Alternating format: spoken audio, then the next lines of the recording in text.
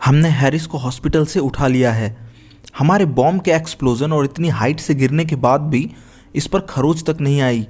हम इसे पानी में डुबोकर मारने की कोशिश कर रहे हैं। फ़ोन के दूसरी साइड से आवाज़ आती है, नहीं नहीं, इन सब चीज़ों से उसका कुछ नहीं बिगड़ेगा, कुछ और ट्राई करो। तो क्या इसे कंक्रीट में ट्रैप करके छोड़ दें? फ़ोन के दूसरी साइड वाली वॉइस कहती है, इकारिस और कंक्रीट में ट्रैप्ड, तुम समझ सकते हो इसके रिजल्ट्स अच्छे नहीं होंगे। हाँ हाँ, अच्छे तो नहीं होंगे, पर तुम्हारे और तुम्हारे लोगों के लिए। पर चलो मैं कुछ और ट्राई करता हूँ। इसे एसिड में डाल के देखते हैं, अगर ये उससे भी नहीं मरा तो कुछ न्यूक्लियर वेपन ट्राई करेंगे। और वो आदमी अपने साथ वाले को ऑर्डर देता है कि हैरिस के बॉडी को उस चैम्बर से निकाल के एसिड में डालने की तैयारी करे। यार, किसी आदमी को मारना कितना मुश्किल हो सकता है। ये वही लोग थे जिन्होंने हैरिस को बिल्डिंग के ऊपर से फेंका था और हॉस्पिटल में नकली डॉक्टर बन के इसे उठा लाए थे।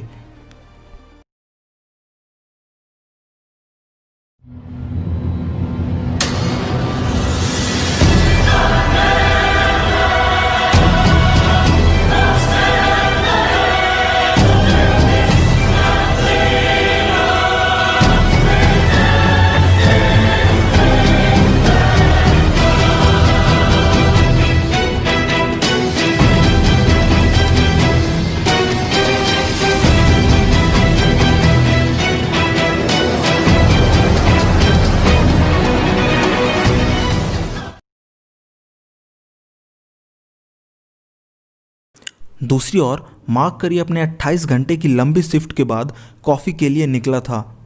जब से वो लोग हैरिस को ले गए हैं तभी से मुझे ये हेलुसिनेशंस हो रहे हैं। तभी एक कार स्पीड से क्रॉस होती है, पर करी का एक्सीडेंट होता इससे पहले ही वो रोड से दूसरी साइड था। वो खुद कंफ्यूज होता है कि क्या ये सच में हुआ, क्या मैंने इतने स्पीड से रोड क्रॉस किया है। नहीं, ये लंबे शिफ्ट का असर है। मुझे कॉफ़ी की सख्त ज़रूरत है। और कॉफ़ी शॉप में सैम कॉफ़ी 2 लोगों ने ऑर्डर किया था, मार्क करी और दूसरी थी सरसी। दोनों में इंट्रोडक्शन होता है और सरसी मार्क को बताती है कि वो पार्टी ऑर्गेनाइज़ करती है और पहली बार ही वो वोरोजिका कंट्री के एम्बेसी के लिए इतनी बड़ी पार्टी प्लान कर रही है। वो ये भी कहती है कि काश मैं तुम्हें भी बुला पाती। दोनों बहुत क्लोज हो जाते हैं और सरसी को ऐसा फील होता है कि जैसे वो इस आदमी को अच्छे से जानती हो, बहुत सालों से। आगे हम देखते हैं सेलिब्रिटी किड स्प्राइट को, जिसका रियल नेम कॉलिन है। उसे इंटरव्यू करने के लिए न्यूयॉर्क का कोई रिपोर्टर आया है। वो बताता है कि न्यूयॉर्क के लोग स्प्राइट के लिए लाइव कंसर्ट न्यूयॉर्क में करवाने के लिए ऑनलाइन पेटिशन साइन कर रहे हैं। और फिर वो स्प्राइट से उसके रियल घर और पेरेंट्स के बारे में पूछता है, जिस पर स्प्राइट कहता है कि वो कानूनी तौर से अपने पेरेंट्स से अलग हो चुका है और वो सैन फ्रांसिस्को में रहा करते थे। वो कहता है कि अब उसकी देखभाल के लिए उसके लॉयर और मैनेजर मिमी हैं और मुझे इस टॉपिक पर बात करना कतई पसंद नहीं है।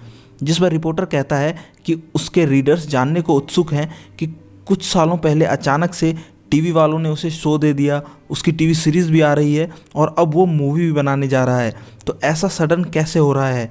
तभी मैनेजर मिमी रिपोर्टर को इंटरप्ट करते हुए कहती है कि स्प्राइट के शूटिंग का टाइम हो गया है, तो आप फिर कभी मिलिए। जिसके जाने के बाद स्प्राइट मिमी से कहता है कि ये रिपोर्टर अब यहाँ नहीं दिखना चाहिए। बेलेवू हॉस्पिटल। एक सीनियर डॉक्टर या चीफ मार्क करी को पिछले इंसिडेंट के बारे में पूछताछ कर रहे हैं। मार्क, मैं सीधे पॉइंट पर आता हूँ। एक टेररिस्ट अटैक हुआ, एक सर्वाइवर बचा जिसे पुलिस यहाँ ले आई और तुम्हें किसी ने इस टास्क पर असाइन नहीं किया, फिर भी तुमने उसे बेहोशी का इंजेक्शन देकर 2 नकली डॉक्टरों के हवाले कर दिया। वो उन लोगों ने बताया कि ये सब उसकी फैंटेसी है और वो आदमी खतरनाक है।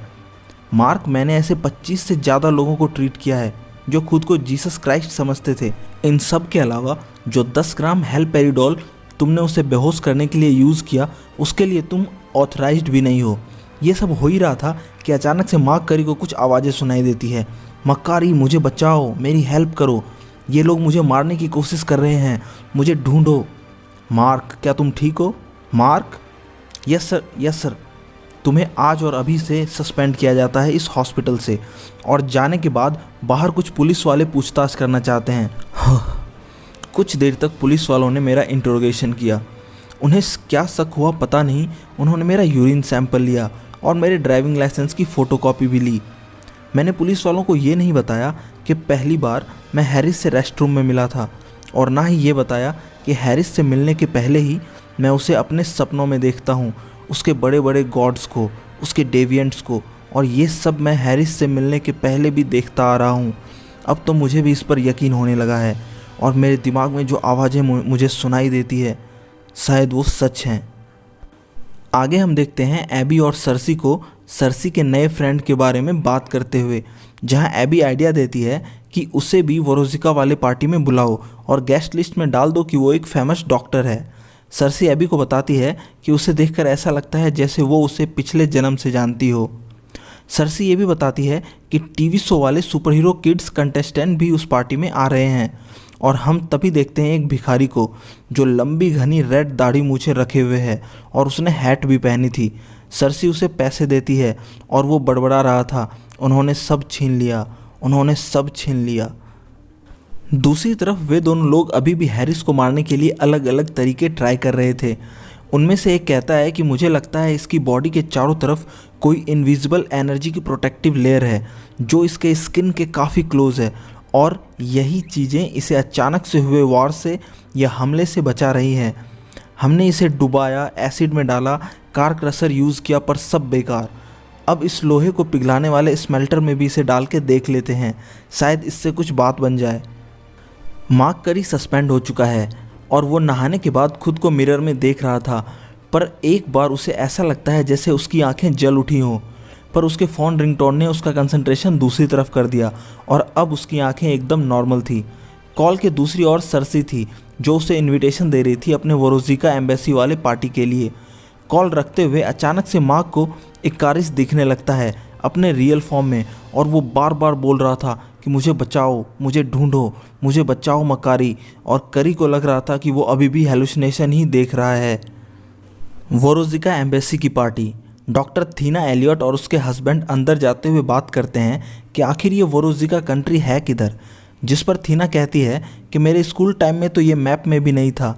दूसरी तरफ सर्सी मार्क करी को समझा रही है कि अगर कोई उससे पूछे कि वो कौन है तो कहना कि वो एक political monthly magazine foreign policy monthly का एडिटर है और पार्टी ऑर्गेनाइजर सर्सी का क्यूट फ्रेंड। सर्सी कहती है कि ऐसे शो करो जैसे फॉरेन पॉलिसी के बारे में तुम्हें सब कुछ पता हो। वो सब तो ठीक है, पर पार्टी ऑर्गेनाइजर सर्सी का क्यूट फ्रेंड। सर्सी स्माइल करते हुए कहती है कि अभी कोई फ्लर्टिंग नहीं, क्योंकि अभी वो अपने काम पर है। आगे हम देखते हैं मार्क कुछ लोगों के बीच पॉलिटिकल डिस्कशन में फंस जाता है, जहां लोग उसे कह रहे हैं कि आपकी मैगजीन बड़ी अजीब है, कभी रशियन गवर्नमेंट को सपोर्ट करती है, कभी नहीं करती है, आपके मैगजीन की कोई कंसिस्टेंसी ही नहीं है। जिस पर मार्क करी कहता है कि हमारी मैगजीन सिर्फ और सिर्फ सही चीज़ों को इनकरेज करती है। और यहीं हम देखते हैं जिन सुपर हीरो किड्स को इनवाइट किया गया था वो भी सारे पहुंच गए थे।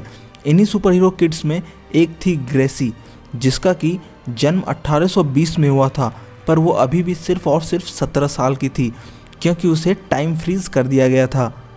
सभी गेस्ट नॉर्मल पार्टी एंजॉय कर ही रहे थे कि तभी ड्रूइस के साथ वाला उससे आकर कहता है, डेप्यूटी प्राइम मिनिस्टर आपके लिए एक कॉल है। यहाँ हमें पता चलता है कि पार्टी ऑर्गेनाइज कराने वाला वोरोजिका का डेप्यूटी प्राइम मिनिस्टर है। अकेले में होते ही ड्रूइस पूछता है, क्या सारे साइंटिस्ट यहाँ आ चुके हैं? जिस पर उसके साथ वाला कहता है, नहीं, पर वो गोल्डन ड्रेस वाली लेडी थीना एलियट है। परफेक्ट। इसके बाद ड्रूइस किसी को कॉल करता है। दूसरी साइड वाली वॉइस कहती है, सर हम पोजीशन में हैं।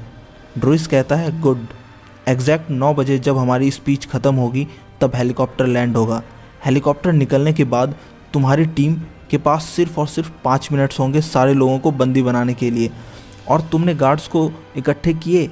जी सर, ये सारे रशियन गार्ड्स हैं जिनको हमने ये बोल दिया कि हम रसिया के सीक्रेट सर्विस से हैं और ये हमारा साथ देंगे। पार्टी में थीना एलियट आए हुए सुपर हीरो किड्स से टोनी स्टार्क के बारे में बात करती है और सर्सी थीना को भारत के famous weapon researcher Vikram Gupta से मिलवाती है। सर्सी और मार्क करी बात कर रहे थे, जो भी कहो पार्टी ज़बरदस्त है और ये खाना तो उससे भी ज़बरदस्त। अपने बॉस ड्रूइस से कहना ये पार्टी शानदार थी। जिस पर सर्सी कहती है वो वोरोजिका का डिप्टी पीएम है, और मार्क करी कहता है कि पता नहीं क्यों ड्रूइस को देखकर मुझे ऐसा लग रहा है जैसे मैं इसे जानता हूँ। इसी बीच थीना का हस्बैंड थॉमस ड्रिंक करके वॉशरूम की तरफ जाने लगता है वॉशरूम का गेट ओपन करते ही बहुत सारे गन्स के लेज़र पॉइंट उसकी बॉडी पर दिखते हैं। फिर हम देखते हैं मास्क पहने पूरी की पूरी गैंग गन्स लिए खड़ी है। थॉमस भागने की कोशिश करता है पर वो लोग उसे शूट कर देते हैं। इडियट, तुमने गोली क्यों चलाई? मुझे इडियट मत बोलो, मैं क्या करता भला? सारे लोगों ने इसकी गोलियों की आवाज़ सुन ली होगी। वो मास्क्ड मेंबर्स आपस में बात कर रहे थे क्योंकि प्लान टाइम से पहले ही उन्होंने गोली चला दी। दूसरी ओर सरसी स्टेज पर जाकर वहाँ के होस्ट डेप्यूटी प्राइम मिनिस्टर और एम्बेसडर को इनवाइट कर ही रही थी कि तभी ये एक हॉस्टेज सिचुएशन है, तुम में से एक को हम मार चुके हैं और कोई और तुम में से ऐसा कुछ करना चाहे तो उसका भी हम यही हाल करेंगे। सभी हॉल के सेंटर में जमा हो जाओ और अपने अपने सेलफोन और कोई भी वेपन हो तो ज़मीन पर रखो। एम्बेसडर कहता है कि मैं वोरोजिका का एम्बेसडर हूँ, ये हमारे गेस्ट हैं, तुम्हारी क्या डिमांड है? फ़िलहाल तो हॉल के सेंटर में जा और अपना मुंह बंद कर बुढ़ऊ। यहीं पर मार्क करी उन सुपर हीरो किड्स से पूछता है कि आखिर तुम अपनी सुपर पावर्स का यूज़ करके हमें क्यों नहीं बचा रहे, जिस पर वो सुपर हीरो किड्स कहते हैं कि अभी तक उन्होंने सुपर हीरो रजिस्ट्रेशन एक्ट में खुद को रजिस्टर्ड नहीं किया है और उससे पहले अपनी शक्तियों का इस्तेमाल करना इलीगल है। आगे हम देखते हैं उन्हीं दोनों लोगों को जिन्होंने हैरिस को एक बड़ी सी मशीन साइक्लोट्रॉन में बांध रखा है, जिसमें इतनी पावर है कि वो किसी भी बॉडी को इलेक्ट्रॉन्स में बदल कर राख कर सकता है। हैरिस बोल रहा है कि वो सब के सब मुसीबत में हैं, मुझे उनकी मदद करनी होगी। अगर हम यूनिमाइंड शक्ति का इस्तेमाल करें तो कुछ हो सकता है। वहाँ 4 इटर्नल्स हैं, इतने लोग काफ़ी हैं यूनिमाइंड के लिए। तभी उसे बांधने वाला बोलता है ना ना ना ना, सॉरी, ये नहीं हो सकता, भूल जाओ। तुम दोनों आखिर ऐसा क्यों कर रहे हो मेरे साथ? तुम चाहते क्या हो? कौन हो तुम? जिस पर वो कहता है हम ह्यूमैनिटेरियंस हैं, और वो साइक्लोट्रॉन का स्विच ऑन कर देता है और वो एनर्जी ब्लास्ट हैरिस की पूरी बॉडी को इलेक्ट्रॉन में बदलने लगती है। दूसरी तरफ गन से घिरे हुए मार्क सरसी को कह रहा होता है कि सब ठीक हो जाएगा सरसी, और सरसी कहती है ठीक, मेरी पार्टी में कुछ लोग गन्स लेकर आए हैं और ये ठीक नहीं लग रहा। तभी मार्क को रियलाइज़ होता है कि ये बातें वो सरसी से माइंड के थ्रू कर रहा था बिना बोले, और फिर अचानक से मार्क करी की आंखें जल उठती है, ये मुझे क्या हो रहा है? बाहर चॉपर आ जाता है और एक टीम मेंबर अंदर वाले को कह रहा होता है कि सारे साइंटिस्ट को एक साथ बाहर ले आओ और बाकी बचे हुए को मार दो। पर ड्रूइस, उसका क्या? तुमने सुना नहीं? सिर्फ और सिर्फ साइंटिस्ट को इकट्ठा करो और बाकी को शूट करो। वो लोग सारे साइंटिस्ट्स को बाहर लेकर चले जाते हैं और अंदर बचे हुए लोगों में से ड्रूइस कहता है नहीं, ऐसा प्लान नहीं था, ये सिर्फ एक हॉस्टेज सिचुएशन होना था, किसी की मौत नहीं होनी थी। पर गन्स तब तक चल चुकी थी। और तभी लोग कहते हैं कि जब आप स्ट्रेस में होते हैं तो आपको चारों तरफ सब स्लो होता दिखता है, इतना स्लो जैसे पूरा समय रुक गया हो। मार्क गन्स की बुलेट को बिल्कुल स्लो होकर आता हुआ देख रहा था, जिसे वो हाथों से रोकता है और वो ब्लास्ट हो जाती है। आउच, मैं इसके लिए ड्रेस्ड अप नहीं हूँ। तभी उसे रियलाइज़ होता है कि टाइम स्लो डाउन नहीं हुआ है, बल्कि वो खुद हाइपर स्पीड से मूव कर रहा है और मक्कारी की ड्रेस उसके ऊपर आने लगती है। क्या ये हेलुसिनेशन है? नहीं नहीं नहीं, मैं वाकई सुपर स्पीड में हूँ। मैं लोगों को बचाने के लिए कुछ कर सकता हूँ। मैं क्या करूँ? अगर मैं लोगों को बचाने के लिए इसी स्पीड से पिक करना शुरू करूँ तो कहीं वो घायल ना हो जाए, और इन बुलेट्स को मैं हवा में पकड़कर नहीं रख सकता। ये ब्लास्ट हो रहे हैं और इनकी मोमेंटम और एनर्जी बहुत है। मुझे जल्दी कुछ ना कुछ सोचना होगा। डैम, ये सब इतनी जल्दी जल्दी हो रहा है। हम सब देखते हैं कि साइंटिस्ट को चॉपर में बिठाया जा रहा है, जिसमें थीना एलियट भी है, और उन गैंग का लीडर ऑर्डर करता है मार दो सबको, शूट।